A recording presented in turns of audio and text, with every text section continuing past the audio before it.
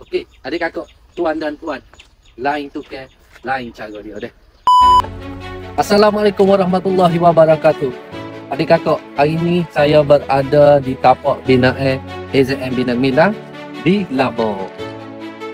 Okey adik kakak, progres di tapak ini adalah pemasangan kotak pin untuk ground pin dah.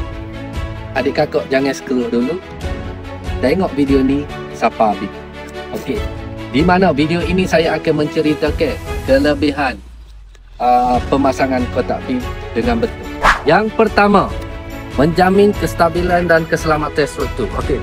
Pin yang dipasang ni dia boleh mengagihkan beban dengan sempurna bagi mengurangkan risiko kegagalan struktur tu.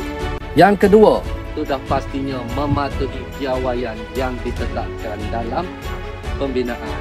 Okey, piawaian ni, pembinaan ni, adik kakak sangat-sangat penting bagi mengelakkan kerugian.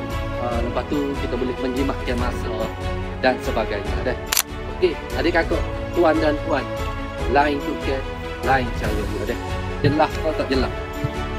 So adik kakak rasa rugi ke tak tonton video ni? Bermanfaat, sila like, komen dan share. Okey, nak bina rumah, ingat bina rumah, ingat AZM Bina Gemilang. Lacak.